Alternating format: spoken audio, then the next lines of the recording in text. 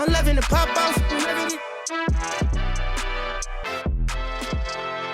What's good? Welcome back to the Pop Off Podcast, a show about House of the Dragon, Season 2, Episode 5. I'm your host, Ralph Compiano, and I'm alone in my chamber, sitting atop the Iron Throne, just like Aemond Targaryen is in King's Landing right now. Just going to quickly break down this episode of TV. Rhysberg and Aaron unavailable this week, so missing my Targaryens, but this was an episode that we could miss them on, I suppose, just because not a whole lot happened. It was kind of a talky episode. That's to be expected in some ways, coming off of one of the biggest battles that we've actually seen in the history of Game of Thrones, the Dance of the Dragons last week. They can't sustain that level of intensity, right? It'd be impossible to be at that breakneck speed this entire time. So that I'm actually okay with for the most part. But at the same time, it feels like this show, they just keep kicking the rock down the road a little bit. For example, Aegon, we're not sure whether or not he died at the end of the last episode. And we still aren't sure about that right now after this episode. We saw him mutter under his own breath, mummy, to Alicent. So that's insinuating that he might be alive. But at the same time, like, is that the kind of guy you want leading your country? Really? I mean, he looked devastated, disgusting. Reminded me so much of Anakin Skywalker at the end of Revenge of the Sith. He's battling Obi-Wan. He slips into the lava, and he's just scabby and slimy and red and scaly and gross. Like, he's almost unlookable at. And he has to resort to becoming Darth Vader. So quite the upgrade for him, honestly. I mean, Hayden Christensen, hot actor by all means. But getting that Vader suit, like the most iconic and legendary costume of all time, not a bad upgrade. I'd be curious to see if Aegon did something like that. Is there a suit, kind of like what the Mountain did at the end of Game of Thrones, where, you know, once he was practically dead and resuscitated by Cersei's weird-ass maester that had all those fucking weird fetishes and freakiness, you know, he made the Mountain look like a badass with all of the armor. Is that something that Aegon is going to do moving forward? Is there a fit change for him? Does Nike come in and like bape him out in some dry fit? Like, what's the deal? That wouldn't be comfortable though. That dry fit going against your scab, that would be kind of nasty. But let's just break the episode down front to back. We'll get that in and out of here in 15 to 20 minutes. And then we'll talk about Longlegs at the end, because just saw that this weekend. Did pretty well at the box office. But let's do House of the Dragon first. So we open on Corlys and Rhaenyra grieving Rhaenys' death. Rhaenys and Meleys that we saw at the end of the Dance of the Dragons. This show has been so much about grieving. That's like the main theme that is stringing everything together, especially this season. Like, they just do not stop grieving. It's one death after the other, and there's going to be plenty more to come. But they're not shy, this show, to stick on somebody's face as they look out at a vast landscape and remembering the times that they once had with their beloved ones. That's something that we're very familiar with, this territory. Then we see Kristen trotting out Meleys, the dead dragon's head, through King's Landing like a barbecue trophy. Kind of like a sequel to what they did with, was it Jaehaerys? I can't even remember. The baby king, or the heir, Aegon's child that they trotted out. They did the funeral publicly. It's kind of like a sequel to that in a lot of ways. And that, they didn't get the best response. And this, they're not going to get the best response either, because people did not seem too happy. You know, we have people in the crowd at King's Landing be like, I thought dragons were gods. And they thought this was going to be a big win, Kristen and Aemond. But really what it is, it's their way of sneaking in Aegon to the castle. They're kind of not Trojan horsing it or decapitated dragoning it, but just trying to get him into the castle without people actually realizing, oh shit, where's Aegon? Like, he's kind of a second thought. And he's in a crate that is definitely not fit for a king. Like, why didn't they put him in something a little bit nicer? Like, can you imagine after literally being burnt by a dragon and falling to the ground, you know, a mile high at that speed? You'd like to lay on a mattress after that, get stretched out, get your wounds taken care of. But instead they stuff him in some stuffy crate / box, and it's just like, this is all they get for the fucking king. So that was interesting. You know, he's barely alive once again. Once the maesters start working on him, though, in front of Alicent, they start pulling off his armor like pitmasters do tinfoil on burnt ends. It's like they're scraping it off, and it's just so nasty. And that's one of the things about Thrones that I never loved because I don't like gory things on my TV or in movies. But they were so good at that, just like that visceral grounding you in reality that these people are human, no matter whether they're dragon riders or not. They hurt the same as us, they wound the same as us, and they have to be healed the same as us. So that was interesting. Didn't see any milk of the poppy here. Thought we might get some of that. If you remember what that is essentially the liquid Westerosian morphine that they give to people. Aemond might have taken a little bit of it as a recreational fun drug when he was at the brothel, but it would have been nice to see them, just relieve some of that tension from Aegon, some of that pain, and give him some morphine there. And then Aemond storms in, stands at the foot of his bed, no remorse on his face whatsoever, no guilt, looks at his brother in disgust, and he immediately says, "Someone will have to rule in his stead." I wonder who he thinks that should be. I mean, we see the council, and he doesn't outright say, "I should be king." He actually lets the cabinet, the council, do it for him, which I thought was interesting. Kristen agrees, the Lannister agrees, the Maester agrees, and whoever the other dude. They all agree that Aemond should be king, much to Alicent's dismay. She's pissed, clearly. I mean, right when they decide that he should be the interim king, kind of like an acting interim head coach in NFL and NBA. We see this all the time. It's kind of like, he's a rah-rah guy. It's like what happened with the Raiders last year. They fired Josh McDaniels because he was a prick, and they bring in Antonio Pierce, and everybody just loves him because he's about that action. Like, he's a battle guy. He's somebody you want to go into war with. He's been through it. He's been in the trenches. He was a linebacker, I think, for the Giants for the longest time. And the Raiders players got behind him, and that's why he's their coach this year. So that's kind of the same position that Aemon's in. Meanwhile, Alicent is like Mark Davis with the fucking red hair, and she's just sitting back. And the camera does something so interesting that once Aemond is determined that he's going to be the king, he gets right to business, asks about the Riverlands, asks about what our strategy is and all this kind of stuff. But instead of the camera focusing on Aemond and the other council members, it just stays on Alicent for a moment. And it's a very slow zoom in from like a medium close up to a close up of her face.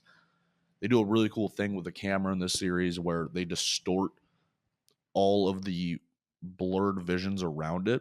So you're really concentrated on the actor's face, which I love. And in that moment, she's just thinking to herself, God fucking damn it. What have I done?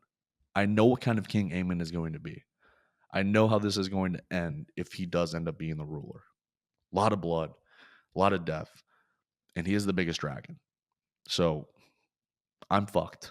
Like, she's like looking her own mortality in the face at this point because she tried to stand up for herself and say, "Hey, I was the queen before." And everybody's like, "Yeah, but that was in peaceful times, man. Like, it's about to get bloody. It's only going to get bloodier from here." Then we go over to Rhaenyra and her cabinet. And Sir Alfred finally figured out his fucking name. He's one of the many squawkers that sits at her table. Kind of hits Rhaenyra with a misogynistic dig.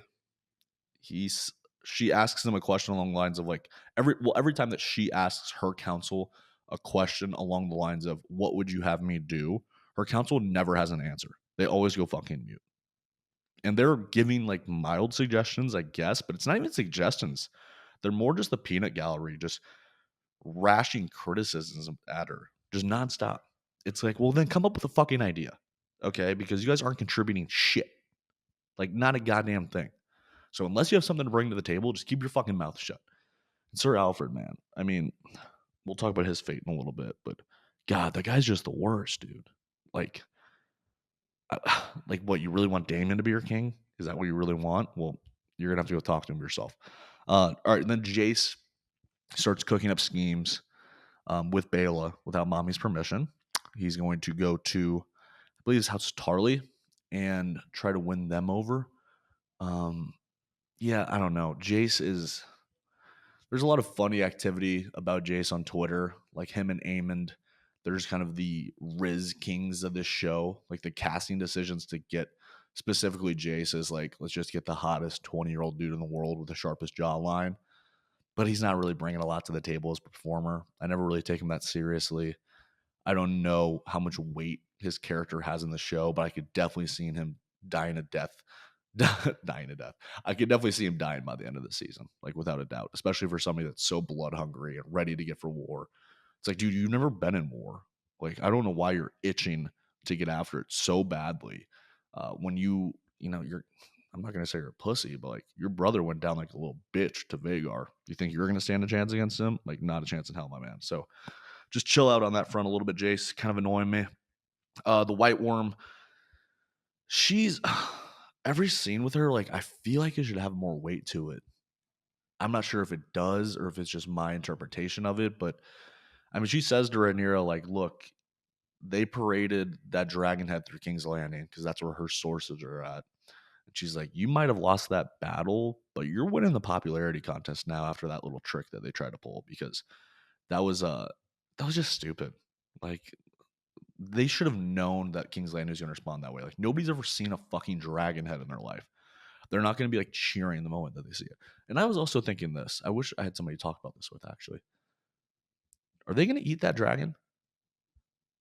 Like, I go to a taco joint right next to my crib. Great taco truck, Tacos de Legado. And they serve beef tongue.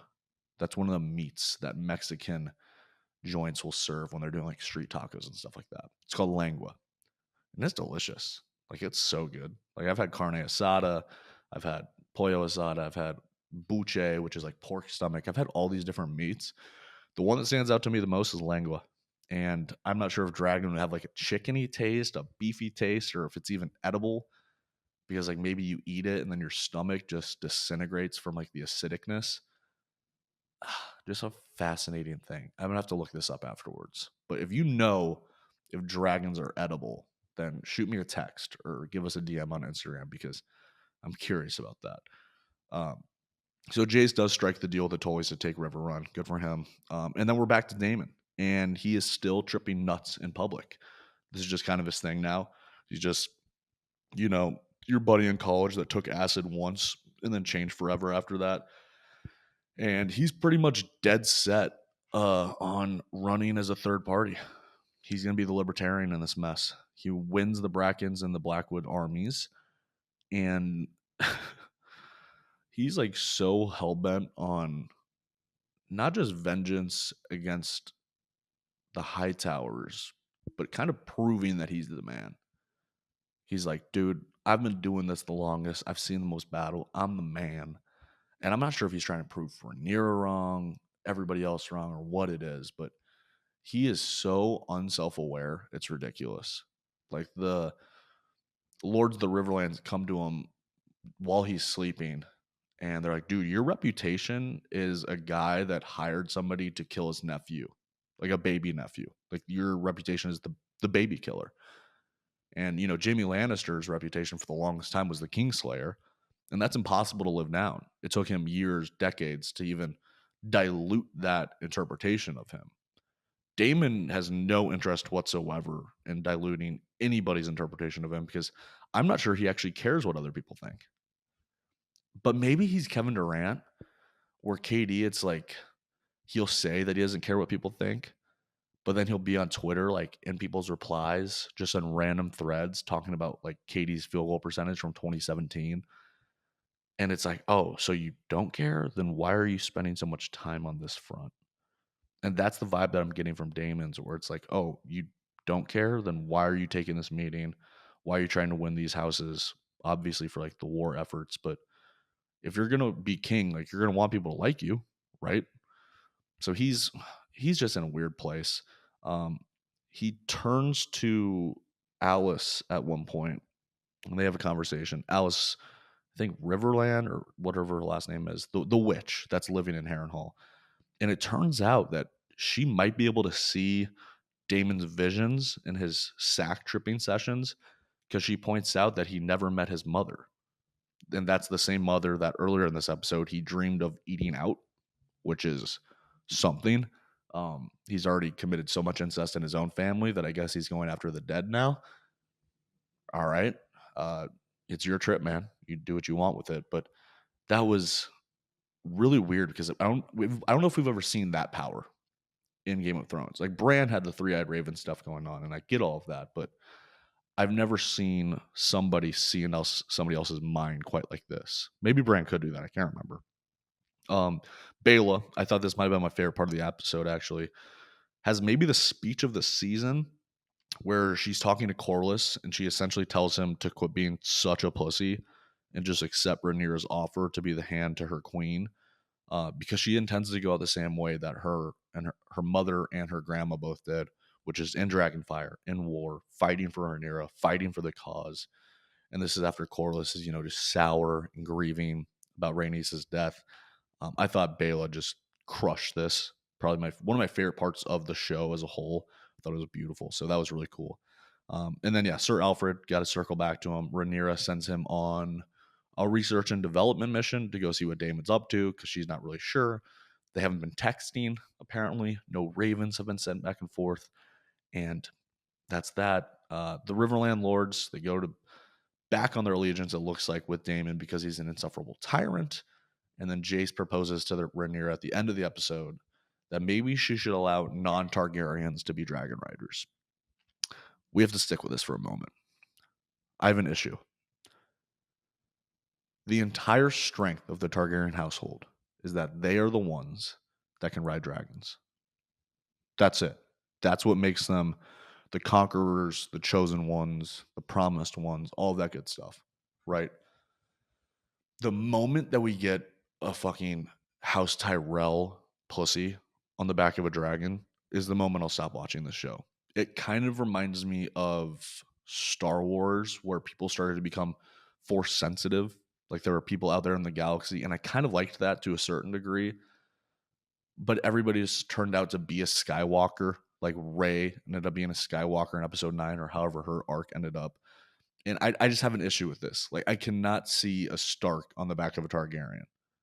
And I would like to see the trial, though, next week, hopefully, of like, all right, let's bring a bunch of lords and knights in and have them try to claim these dragons. And then the dragons just kick them off and kill them. Like, let's just show that this is an idiotic idea proposed by Jace, because, once again, I'm not fucking with that dude. But that'll be interesting because there is a bastard Targaryen out in King's Landing somewhere. So maybe he gets word of this and he takes one of those two dragons that are under Jason Rhaenyra's feet. Two dragons that look pretty big too. Because Rhaenyra was saying, she's like, if I got those two dragons at my disposal, I'm not hesitating. I'm pulling up and now we can just go. Because right now she's not in a position to go after Vhagar. But if she gets people to ride those two, we're talking business. So that's it for House of the Dragon. Good episode overall. Just not a lot happened. Not going to be able to live up to last week. I think I gave last week a 9.2. This week, still entertained. But, laying on my couch, getting so cozy, I did start to doze off there a little bit for a second. Had to rewind and catch back up. I'm going to go 7.1 on this one. Just because it's not exactly what I'm here for, but move the story forward. And that's all we can ask for, I guess, coming off of an episode like that. All right, so let's move into Longlegs. I think it might be an exaggeration to say that this is the movie event of the summer when we have, Twisters still coming out and a bunch of other pretty decent summer slated movies, Deadpool and Wolverine, things like that. But this definitely seems like the horror event of the year so far. I'm not really a horror guy. Like, if you look at my top 100 movies, I might have 2 in there or 3, and I'm not sure I really count any of those 3 top 100 movies for me as horror. Like, it's The Shining, it's Get Out, and it's Nope. The last 2 both being Jordan Peele movies. Love Jordan Peele. Make another movie soon, please. The Shining is regarded as one of the scariest movies of all time. But again, when I watch that movie, fear isn't the number one thing that's inside my body. I'm watching it because I want to see Jack Nicholson's performance and I want to see Kubrick direct it. R.I.P. Shelley Duvall, also, by the way. I want to see her performance. But I'm more in it for the story. I'm in it for the idea of isolation. And when I approached Longlegs, I heard a lot of comparisons to, or maybe not comparisons to, but shades of A Silence of the Lambs, which is also my top 100. But I don't classify that as a horror movie. That's like a serial killer detective thriller. And I think that's what this movie is when it's at its best, is that serial killer detective thriller. Maika Monroe is playing an FBI agent who is maybe a little bit. She has some talents. Let's just say that. Like, she might be a psychic because she's taken some tests and she passes them much better than so many other people do. And early on in the film, we see her predict where a house will be holding a murder. Um, I'm kind of spoiling this movie, but I'm trying not to. I'm trying to do my best. Just because I think that people should go see this movie. And it seems like people did see this movie because it made $23 million at the box office this weekend. But I'm not sure if that is a result of the marketing or if that's a result of people just want to have a good scare. I will say that all of the hype around Nicolas Cage in this movie, it's earned. And I don't know where the negative criticisms are coming from. I think that every decision that he makes in this